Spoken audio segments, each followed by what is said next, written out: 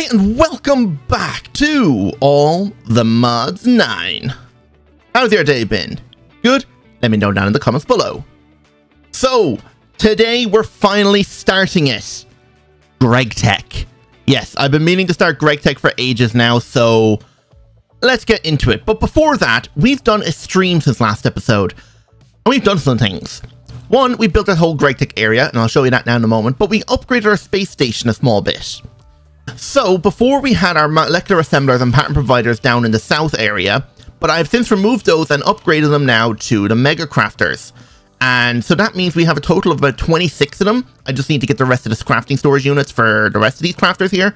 And I actually made this one a 16 million one because I'm just turning all the gold nuggets that we had into gold ingots. Probably not the most efficient way of doing it, but you know what? It's pretty good. It's going to take an hour, but we'll have over 500,000 gold ingots then, which is crazy. So, since we don't have the pattern providers down there, so where are they? Well, if you watch the stream, you'd know, but, and actually, if you want to know, that stream will be in the pinned comment down below if you want to go watch it yourself. I have an elevator in the floor here, which brings us to the roof of the whole space station, and if we jump off the edge here, we've got this. This is what's supposed to look like a solar panel that's supposed to be powering the whole thing. I think the sun's on the other side of the planet right now, because I do not see it right now. But this is where we have all our pattern providers and molecular assemblers, and we've made a full tree. So there's all 32 pattern providers in here, and they've all been maxed out with speed upgrades. So that means we have tons of slots in here for doing auto crafting, which is incredible. And I highly doubt we'll actually fill, yeah, there's the sun. I highly doubt we'll fill up this entire thing, but just in case we do, I am planning on duplicating this on top as well. So it'll be like 2 sets of solar panel looking things, and are hiding our pattern provider trees, and yeah, I doubt we'll run into any issues without having space for patterns. But anyway, so what did we do for the GregTech area? Well, there is a waystone down to it, but I'm just going to take you on a quick scenic route. Oh, of course, it's nighttime, but anyway, there's a path that leads down here. I don't think I showed this in a previous episode yet, but this path just goes all the way down here, down around the side of the mountain, and then there's like a right turn, and boom, you're into this tunnel looking thing. Still fairly bland, but I'm hoping to add a lot more decoration as we go. And if you have any suggestions of what decoration and what other kind of blocks we can add to this area, let me know down in the comments, because I'm open to suggestions. This is a fairly long corridor, and since there's a lot of wasted space, I'm also considering doing extra mods, like if I go in that direction. So we can do like power, create, industrial foregoing, immersive engineering, setting up all those mods in there as well. But down here, this is where we're going to be doing GregTech. So this is what looks like kind of a warehouse thing. And like I said, if you have any suggestions of what blocks we could add to this place to make it a little bit more not bland, let me know. But yeah, so like this whole area is chunk aligned and it's perfect. So we don't have to worry about stuff going over chunk borders, because GregTech is a bit finicky about that. You need to make sure everything's contained within a chunk. We have got the second area over here that I actually didn't build on stream, but I just duplicated from there to here just before I started recording. And yeah, we got the same thing here. So what are we doing first with GregTech? Well, as you know, we need to start in the Steam age. So before you can do anything, you need to start GregTech with the Steam age to be able to get yourself your first electronic circuit, and then that will give you access to the LV age. So we're actually just going to follow the quest book here, but I'm also going to be kind of jumping ahead as well, because I kind of know what I'm doing, but also not really. I know what I'm doing up until the medium voltage, and then from there it gets a little bit more difficult. But yeah, it's pretty simple. So what it wants us to do here is get the Steam age, which is get some bronze plates. And also another thing is about machines, make sure they're built indoors. Don't have them outside. I think the only exception is the solar boiler. Any machine that is put outside that uses energy will explode. And it will talk about that later on, I think, in here.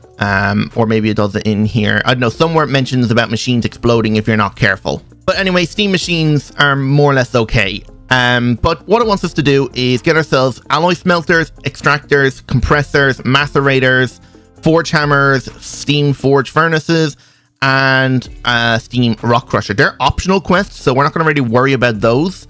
We're just going to try and get ourselves, and it wants us to make 32 basic electronic circuits. Pretty easy.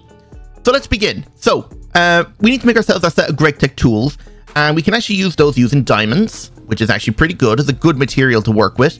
And did I make any diamond plates? No, I didn't. But you can make diamond plates by using diamonds and a hammer and all the ores hammer, this one here. We do have one diamond hammer because I actually did make this on stream because we were looking at wrought iron. But using this now, if we were actually to make ourselves actually one, actually just with diamonds, Give me back out the diamonds here. I think it's 2 of them with the hammer, like this. Yes, makes diamond plates. We're just going to grab a couple stack of diamond plates. And now we can make ourselves a wrench. So a wrench is going to go there. I think I already have an iron wrench, but we're going to make ourselves a diamond one. We're going to leave one in the system for crafting. And that's just making a Y out of diamond plates. So there you go, diamond wrench. Ooh, did you hear that? The sound it made. We'll have a look at bronze now, so you can actually make bronze plates. Bronze is super cheaty to make. It's just 3 copper and 1 tin in the crafting. It makes 4 ingots of bronze. That's a bit overpowered. I don't know. But anyway, 2 ingots plus the hammer makes the plates. And listen to this. That is so cool. But okay, so now we got that, and now we can make ourselves our next step. So the next step is it's going to want us to make some tiny or small bronze pipe, which is, I think, is it the tiny one it wants? Let's check the quest book. No, it wants to make the small one. Now, we need a steam boiler to produce any steam, and here it says here, make sure you put water first into the machine, because if it's already hot, it will explode. Now, I don't know how big the explosion is, but I'm not going to try and find out. So what we're going to do is make ourselves high pressure steam boilers instead of the low pressure one, because apparently it worked with the high pressure version. So high pressure solid steam boiler. Solid means it'll use coal. And let's make ourselves like, I don't know, 8 of them. Because we're going to need a lot of steam just to get a few machines going at this point. Now the next thing it wants us to make was the small steel, bronze pipe. So let's make those now as well. And this is how we can run the steam to all the different machines. Now, before we do anything, give me out some chests here. We'll just use some empty diamond ones. And we're just going to set these up like this. The reason why I'm leaving a gap is because each one of these steam machines do require a vent. And without a vent, they will just stop working. And then we're just going to grab ourselves out some hoppers, because then we can semi-automate this whole setup. Oh, wait, actually, I think the steam machines don't auto-eject. So we actually might need to move these chests forward a bit. To like here, and then we can run the hoppers underneath them. Cool. So let's grab ourselves out a barrel. We don't have wireless access to our AE system right now, but we will look into doing that later on when we're doing auto crafting. And I am planning on setting up most of the passive and auto crafting for GregTech in the north direction, like these north areas. We'll probably end up setting a few along the walls here, but I'm going to try my best to try and keep them all in the north area. So if we come back here, we have some airlocks that just allows us to get back here for the cable management. And this is where we're going to be running our pipes. So we only have 3 sets of them, but using these pipes now, we can actually just run these out like so. Oh, we need a bit more than that. Now, as you can see, some of them are connected and some of them are not. I'm going to turn on my jetpack. What we need now is our wrench, and using our wrench, we can actually connect these pipes together. And one cool feature is you can actually shutter them, meaning that they will not try and flow back the way, and they'll only stay going in one direction. So to do that, find your connection, which is going to be right here, and if you shift right click, it'll add this little arrow that will just say fluid cannot go back this way, it has to go that way, which is really good. So I can do that for all of these things here.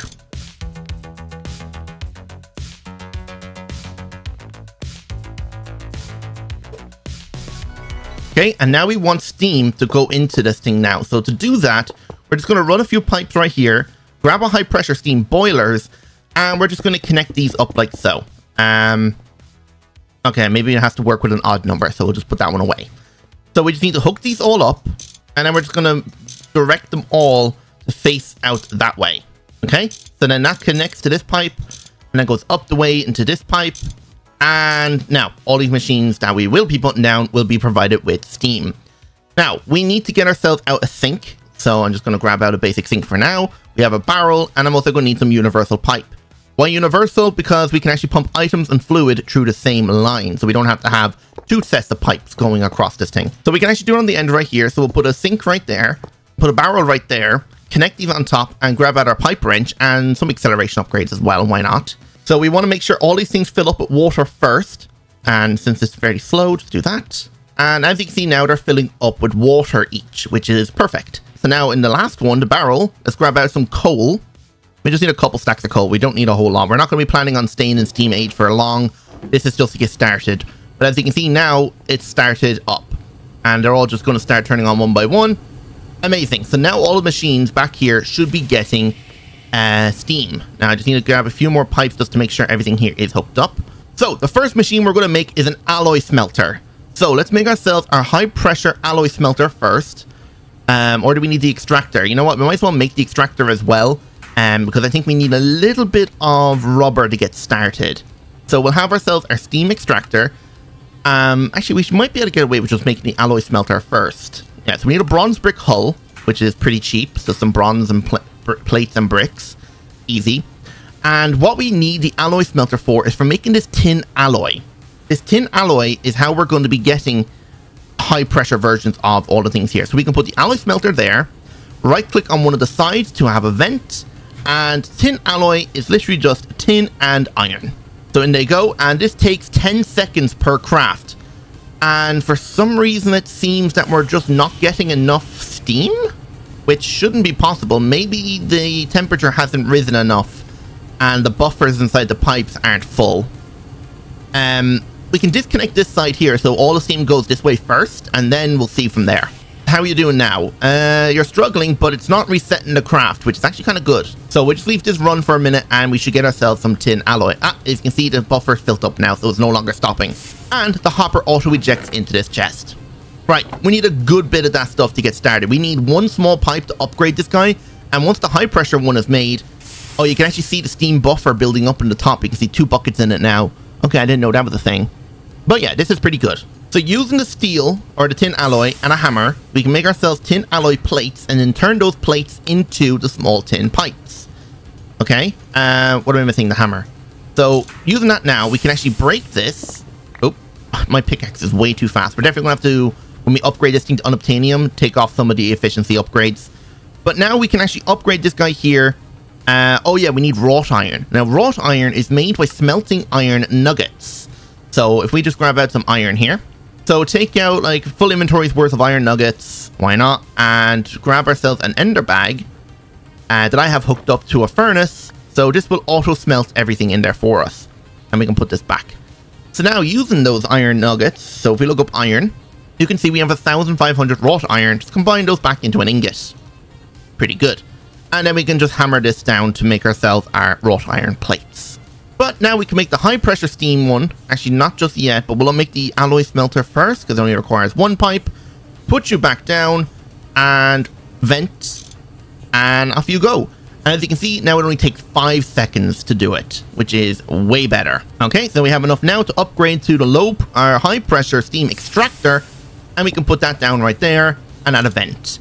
So what does the extractor do? Well, in this we have this stuff called sticky resin. Now sticky resin can be farmed from rubber trees, but there is an easy recipe where we can actually use some slime balls. If you smelt slime, you get sticky resin that we can then extract. That's my hammer, don't smelt that. So yeah, still sticky resin go in there, and that will make us raw rubber pulp. And you can see it's only 8 seconds, so if this was half the speed, then that would have taken 16 seconds, so that's going to save us a lot of time. Now, that raw rubber pulp has to be mixed with sulfur inside the alloy smelter to make yourselves rubber. And those rubber ingots then have to be compressed into plates, and then you can use those to wrap wires into cables. So let's just go ahead and get the other machines we're going to need now here as well. So we're going to need ourselves a steam macerator, a steam compressor, might as well make ourselves the forge hammer as well.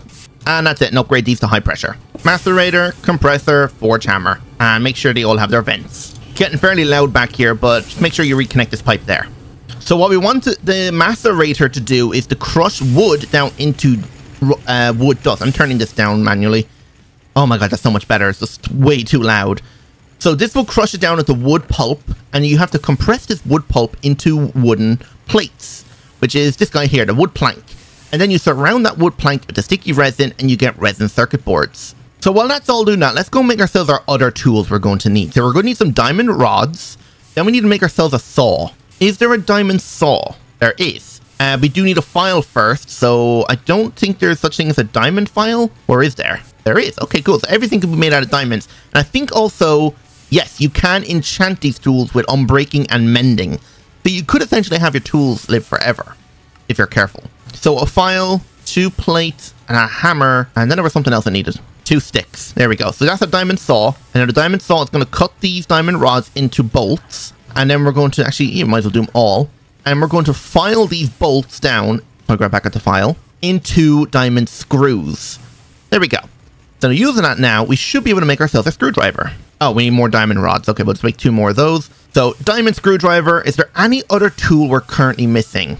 This quest book in here tells us. Oh yes, okay, we need wire cutters and a crowbar. That's why we made the screws. So diamond wire cutters and crowbar. Okay, that's all the tools we're going to need from GregTech.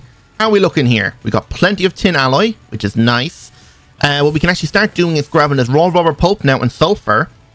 We have loads of different types of sulfur. We have one from Greg, we have one from Railcraft, and we have one from Thermal Series. I'm going to use the Greg one for now, but we probably will be eventually processing down this sulfur and using it for everything. But raw rubber pulp plus sulfur dust inside the alloy smelter, and that should make us rubber bars or rubber ingot. Okay, and then we basically have to use a forge hammer once I've made 3 of them, because I think it's a 3 to 2. So just give me 1 more. Yep, and we can put this in the forge hammer. No? Or maybe you don't. Oh, wait, no, I remember now. What we need now is a mold. So we need to make ourselves this empty mold, and we need to make ourselves a plate mold. Not the extruder one, the casting one. Where's the casting plate? That's the block. Ah, plate. So that's just made like this, and what we can actually do is put this in here with this, and instead of making raw rubber or the rubber ingots, it'll now make rubber sheets. So we're gonna need a lot more than that, but you get the gist. Alright, so it's been a while now, and we've gotten plenty of stuff. So we're going to take out all the sulfur that's in here. Oh, actually, I thought it was done. Apparently not. Anyway, that's enough for now. So what we want to grab out is our plate mold again, and all of the rubber that we got. We have 44. I turned some of it into a soft rubber mallet and a plunger because quests. So put those in there, make some plates, and now what we want to do is use our wire cutters that we made and make ourselves some copper wire. So copper plus a plate makes copper wire. So we'll make quite a bit of that. Okay, it looks like we only can make that much. We're going to have to look into making more of that. But what we want now is more copper and redstone. Because now we're going to make a new alloy called red alloy. So that is a mixture of copper and redstone in an alloy smelter, like so. And that will make us red alloy ingots. And then using that, we need to make wires with it. And that's how we're going to make ourselves our first circuit. As you can see here, it requires that. Now, other things it is going to require is resistors. Resistors are just fine copper wire or regular copper wire with coal dust, paper, and sticky resin. Paper is not an issue. We should have tons of that. Well, not a lot, but we can definitely make a lot more. There we go. And give me out more slime balls. I'll just melt the rest of these down. We have a slime in our Drigny farm, but unfortunately he doesn't generate slime balls. He only makes the slime pearls, which give us 6 slime each. So we're definitely going to have to look into making a mob farm fairly soon. For especially like all the different other resources that mobs do give us that we will need. But using that now, we also have a mortar and pestle, and we're going to use that to crush down some coal. Looks like we can make 2 stacks fit. Using that now, we can make ourselves our resistors. Make ourselves 2 stacks, why not? Now we're missing 2 things. Vacuum tubes, which are steel and copper wire, and glass tubes. Now glass tubes are made by crushing glass using a hammer. So we'll just do that now. Grab ourselves a stack of that. And we're also going to need a new mold. We're going to need a ball mold. This thing right here. Now, unfortunately, this thing is still going. So you know what? I'm going to make myself 2 more alloy smelters. And it seems we're not using the forge hammer, so I'll move you. So I want you with the ball mold to make me glass tubes. And then this one, I'm just going to get making more rubber. And while they're working, I'm just going to make myself a lot more copper wire. Alright, a bit of time has passed, and now we've gotten everything we need. So we want to turn this red alloy now into plates. So let's do that. I'm not sure exactly how many we're going to need. We're just going to make 2 stacks. Oh, well, that's all of it. And we also need more wire cutters. I've made all the copper wire. We got over 1,600 of it, which is great. And now we're just going to grab ourselves out 2 stacks. Oh, I wish I had more. But anyway, now what we can do is using the rubber sheets. We do need our plate mold. Am I making that in here, or what was I doing? No. Okay, so plates. I'm not too worried about it because it is a very fast recipe. Yeah, it goes incredibly fast. But now we can pretty much just make ourselves our circuit. We're pretty much at that point now. So let's make ourselves our resin circuit board, which is just sticky resin and wood planks. Nice. How many can we make? Wow, okay. We'll make ourselves 3 stacks. Put all the glass tubes away. Put these away. And now we can make ourselves our printed circuit board. So we'll just make 2 stacks for now. Can we make all 3? Oh, we can. Eventually we will have a cheaper recipe for making this thing. But this is the most inefficient way, but it still works. So now we need steel bolts, which is just cutting steel wire, or steel rods using a saw.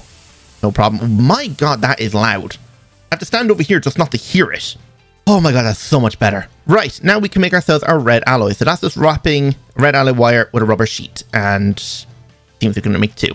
That should be more than enough. So vacuum tubes, make ourselves... What are we missing? Oh, more copper wire.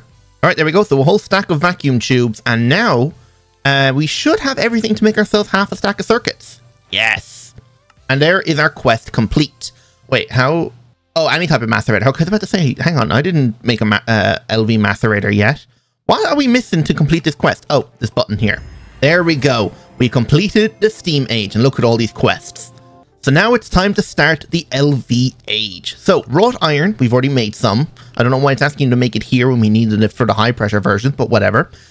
So we need oxygen. So it says here there's different ways of making oxygen. You can separate stuff, but we're just going to go with the basic electrolyzer, which basically turns water into hydrogen and oxygen. That's the way we're going to do it there. And that oxygen can be used then in your electric blast furnace for making other materials. So let's basically upgrade all these steam machines from Steam and start using energy. Now, the thing we're going to require is this LV energy converter. Now, this is going to require some tin wire, so we're going to have to make ourselves a bunch of tin, which is pretty cheap. We don't want to be using the wire cutter recipe for long. I want to get myself a wire mill as soon as possible. But there we go. We got the 16x wire. We should have a lot more plates in here. Oh, not a lot. Oh, I have more rubber here. So using that rubber now, we should be able to make ourselves our coated rubber here. And we need, I think, 5 of them. That's only 3. We need more rubber plates. There we go. And now we can make ourselves our 16x. Wait, I thought I had enough. Oh, this is a red alloy. Okay. I didn't turn all of it into it, did I? No, I didn't. Okay. I just need one 16x. Ah, I'm just too short. Oh, no, never mind. We have just enough. Cool. Now we can make ourselves our LV energy converter.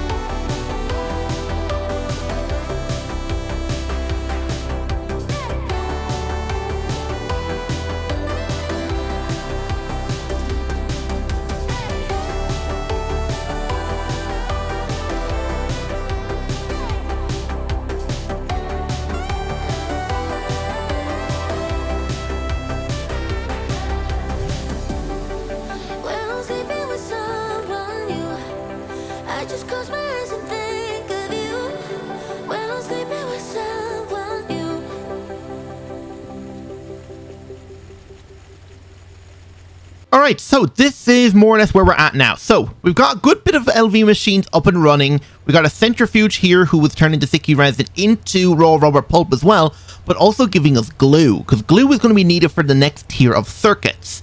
And then this guy here is just turning all that rubber pulp into actual rubber as well. So, the new setups that we've got ourselves a wire mill who basically turns any ingot into 2 wires, so that's pretty good. Basic compressor, that's just making us more plates. The extractor is actually how we're going to be making ourselves our blast furnace now in a moment. Is it the blast furnace? Yes. So we need tin alloy. And if we have a look in here, I think this thing, yeah, can only hold 8 buckets. To make the blast furnace, we're going to need copper nickel coils, or copper nickel. I'm not sure which way you're saying it. But we need 16 of those, and that's going to require 1 bucket or 1 ingot of tin alloy each, along with 2 X8 or 82X copper wire as well, and some bronze foil. So I've actually alloy smelted up 2 stacks of this already. So since we need 2X, we can actually go in here to the wire mill, change the circuit number to number 2, and that should make us 2X wire. So it should be a 1-to-1. No? Hang on. This should be making 2X wire. Oh, I guess it doesn't matter. Oh, okay. So it just makes the 1X anyway. Alright, so I guess we'll just turn off the circuit number. Doesn't need to be on. That's fine, we'll just compress them in our inventory. So here then we got ourselves the extractor, like I said. We got a mixer, because we're going to need this now later on for when we're about to get to the MV tier, because we're going to need something called gallium arsenide dust. And this loud process here is a macerator who's crushing up cobaltite, washing it, and exporting it out to the chest because we get 2 byproducts from washing it. Then we need the thermal centrifuge to purify cobalt ore, and that will make us refined cobalt ore. And we need to crush that again into cobaltite. Now, I think there's an easier way of just getting it. Yeah, we could just macerate it twice, I think. But why we need this is because when we put it through the electric blast furnace with oxygen, we're going to get cobalt oxide and arsenic trioxide. And we need this trioxide because then if you electrolyze it, you get yourself arsenic. That's how we get the gallium arsenide. Now, for gallium, there's a couple of ways we could get it, but there's one main way that GregTech wants you to do it through the quests, and that's using sodium persulfate. So using a chemical reactor, we need to mix water and sulfur together to make sulfur dioxide, mix it with oxygen to make sulfur trioxide, or is it oxygen and sulfur? Yeah, so oxygen and sulfur, and then mix it with oxygen again, and then you need to mix it with water to get a sulfuric acid bucket, and then using that sulfuric acid and sodium bisulfate, you mix them together and you get sodium persulfate. And then using that sodium persulfate, you will be able to wash one of these ores in here to get it. So it's a bit of a process, but we're going to get there. And we're electrolyzing water now to get ourselves oxygen gas. We have 5 buckets, and then this thing here holds 10. And it looks like each one only holds 32, so we might need to give these a bit of a storage upgrade. We'll give them 1 diamond upgrade each, just so they have plenty of storage. How much does that increase it by? 300 buckets, more than enough. So let's actually make ourselves our blast furnace first. So that's the one thing we're going to need. So using this here, we need ourselves heat-proof Invar casing, and that's literally just Invar. Very simple. Now we need Invar frames, which is just a wrench and some Invar ingots into a rod. There we go, 64 of them. We don't need a lot of them, but that'll do. So the heat-proof casing now, done. So now we can make ourselves our electric blast furnace controller. We need more furnaces. And there we go. So the other things is we're going to need a few other blocks for it. We're going to need a maintenance hatch, which is some of these. I might need a few more of these LV hatches, but whatever. So we need a maintenance hatch. We're going to need a muffler hatch. And we're also going to need 2 LV energy hatches. And that is made using magnetic iron, which is just iron and redstone. And I think fine steel wire. Yeah, so fine steel wire can be just made like this. So we'll just use the cheaty way. Not too worried about it. We just need some wire cutters. There we go. And I think they have to go into an assembling machine. Now, I have made myself the assembling machine. I just don't think we have a place to wire it up. So give me out some more cable. Should be able to just plug it in right here. And sometimes this doesn't work, but when I connect it to power, yeah, you can see it's not connected to power. So like I have to disconnect it and reconnect it, and now it's getting power. I don't know what's up with that. It's a bit weird. But anyway, now we can mix together those iron magnetic rods, and we're going to need 2 sets of them, and the steel fine wire. So they go in here. Do they require a circuit number, actually? They need circuit number 1, so we should be able to change this in here, and there we go. So now this is going to make us our copper or our steel coils. There we go, a low voltage coil. Now, there is different tiers of this later on for when we want to increase the power of the blast furnace, but today we're just going to work with the LV version. Right, and we just made the 2 of them. Oh, it's going to make a 3, because it actually consumes 1 and then holds it in an internal buffer and then makes the last one. So you know what, actually, let's just make 1 last one, just in case we might end up making 2 blast furnaces. We'll see. So, LV energy hatch. Put those in here. And are we out of... tin cable's the only thing I'm really struggling on. There is an easier recipe for converting this rubber into plates, and that's using an extruder. Now, I thought I could make it, but it turns out it needs an MV extruder, so we can't get that until the next tier of machinery. So for now, we're just going to have to use the plate mold in the alloy smelter. Alright, so there's our second LV energy hatch. Now, the next thing we're going to need is an input bus. Okay. We're actually going to need about 4 more of these. So we need 1 LV output hatch. This is not necessary, but we'll make it anyway. Input hatch, that will be allowed fluids to go into the machine. We need an output bus, which will allow items to be exported, and then an input bus. to allow items to be put in. Oh, are we out of... Oh, you know why? Let's just flip these around. There we go. So, the last thing we're going to need now is... can we get cells? We need some fluid cells to be able to pick up actual stuff. Are these difficult to make? A bending machine or an extruder? I guess we better make ourselves a bending machine. The amount of microcrafting is insane. So we just need now another tin cable. And we should be able to hook this up to power. Where should we put this? We'll put it over here. So using some tin plates, and I think it said circuit 12. Put those in there, and that should make us some fluid export things, or fluid cells, that we can then take the fluid from the extractor here and put it into the assembler. Because now what we can do is, if we grab out our copper nickel that has been making, nice. I think we just need one stack to make it, because we need 8 each, so, and then we need 16 of them, so 8 and 8, that's 16. And the other thing then was bronze foil. So one stack of each is enough for one set of circuits.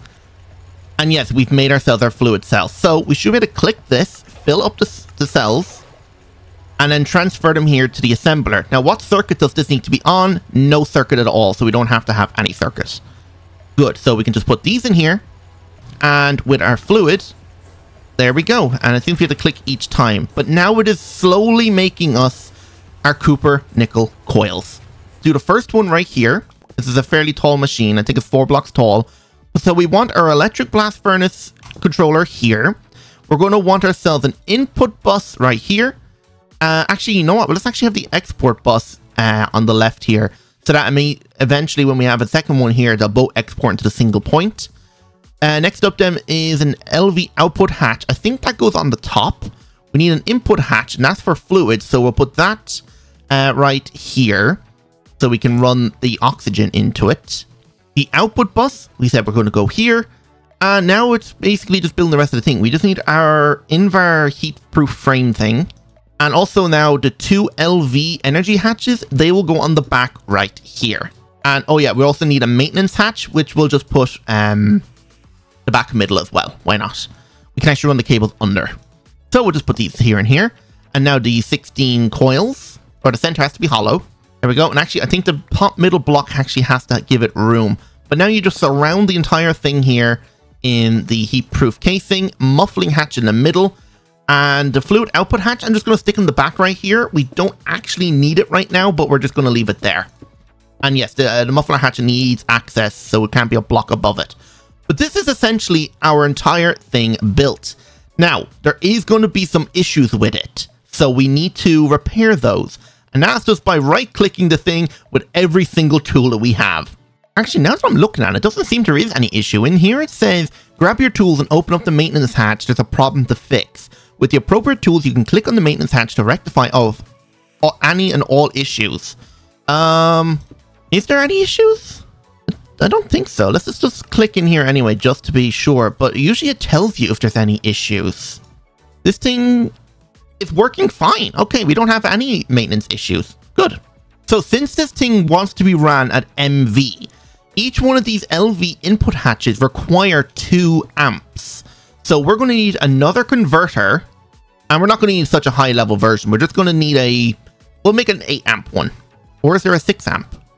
You know what? Even just a 4 amp is more than enough. Okay, so we're just going to put ourselves a point in the ground right there. Put our energy converter on top of it. And I believe red is output. We also need to slap it with a mallet so that we can change it from EU to MV, or FE into EU.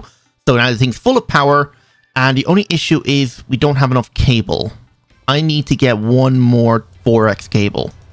Okay, so it's all hooked up to power, and I think we're ready to go. Now, in terms of maintenance, I actually figured out where it is. So if we actually open the thing here, there's actually a little icon in the top right that I've overlooked. This is what tells you what's wrong. So there's everything wrong. So we need a wrench, a screwdriver, a soft mallet, a hard hammer, a wire cutter, and a crowbar to fix the issues. That should be most of them. So we just click in here. Alternatively, if you did have this tape, you could make it so it doesn't have any issues, but we don't have that. Did we get all of them? Yes, we did. All right, so now what we can do is if we come over here and grab some of this cobaltite, we need to stick it in here to the input bus, and this thing requires oxygen to work. So if we just come back here, I have an entangled block and a binder. This entangled binder is linked up to our fluid drawer that has oxygen. And now we just want to tell this thing here to export the oxygen down, and it should go online. Yes, there we go. So it takes 6 seconds to turn one cobaltite dust into a cobalt oxide and arsenic trioxide. Now we need 5 of this arsenic trioxide to be able to electrolyze down into the arsenic, and we also get 3 buckets of oxygen back each. So that's not that bad. But the only issue is how slow our electrolyzer is at the moment, so it's just taking forever to actually process it. But I'm kind of cautious on time now, so let's just do the last section here really fast. Or should we save it for next episode? Okay, I just looked at the time of the video. Yeah, we're going to save it for next episode. But we got a good bit done today. We got certain LV machines, and we got ourselves our electric blast furnace. So you know what? I'm going to end it there. Hope you all enjoyed, and if you did, don't forget that like button, subscribe if you're new, and hit the notification bell while you're at it then as well. So, without any further ado, goodbye.